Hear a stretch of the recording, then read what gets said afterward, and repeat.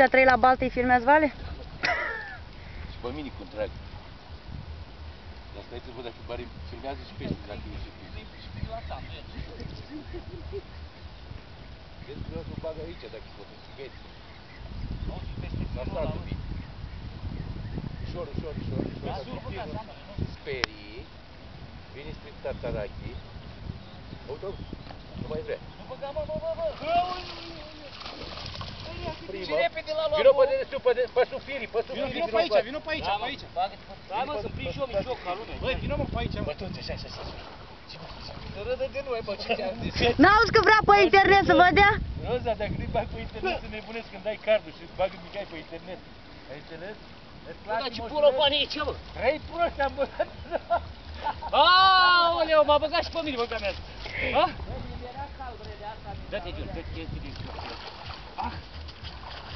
mi-era cald. Doar pe partea asta. Ai văzut prostia la mă?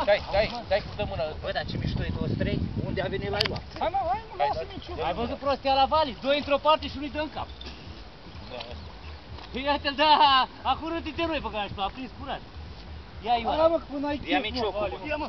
Ține de aici, ține-o mâna, mă. Bă, ține-o mâna, mă, că sare în apă. Ține închis.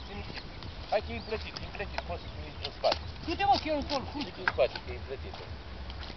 Bă, Vali, dar parcă nu prea e chef, mă, nu? Nu știu, mă, dar Ce, Ioane, sunt timiciocul?